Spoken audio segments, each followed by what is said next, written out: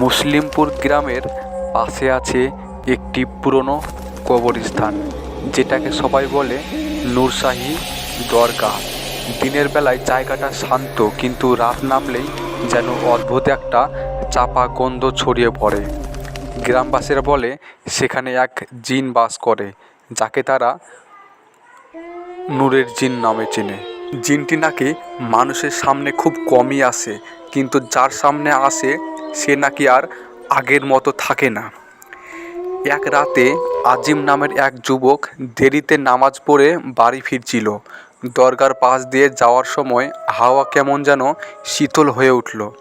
আজিম খেয়াল করলো দরগার দরজা আধ খোলা, ভেতর থেকে মোমবাতির আলো কাঁপছে।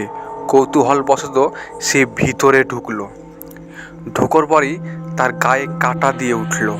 দরগার ভেতরে কেউ নেই, কিন্তু মোমবাতিগুলো এমনভাবে কাঁপছে যেন চারদিকে থেকে অদৃশ্য লোক হাঁটছে। হঠাৎ পিছন থেকে এক গম্ভীর গলা, আজিম। আজিম ফিরে তাকালো।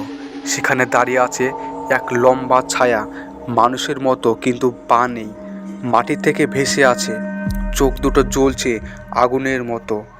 জিনটি ধীরে ধীরে কাছে এসে বলল, তুমি আমার ঘরে ঢুকেছো, এখন তোমাকে একটি কাজ করতে হবে, না করলে আমি তোমাকে ছাড়বো না। আজিম কাপা গলায় বলল, কোন কাজ বলো।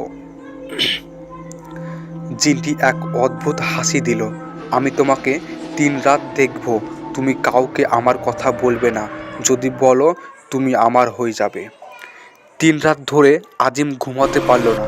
সে অনুভব করত তার ঘরের কোনায় কেউ দাঁড়িয়ে আছে, দরজার ফাঁক দিয়ে লাল চোখ জ্বলছে, কখনো আবার জানলার পাশে ছায়া নড়ে উঠছে।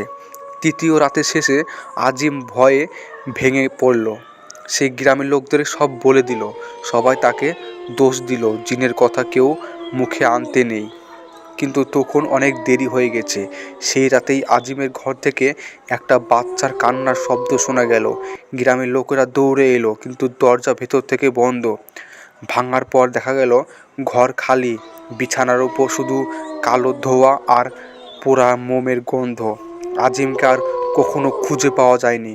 এখন নাকি মাঝরাতে দরগার পাশ দিয়ে গেলে শোনা যায়, আমার কথা কেন বললে, ঠিক আজিমের গলায়। তো কেমন লাগলো গল্পটি? যদি ভালো লাগে চ্যানেলটি সাবস্ক্রাইব করবে। ধন্যবাদ।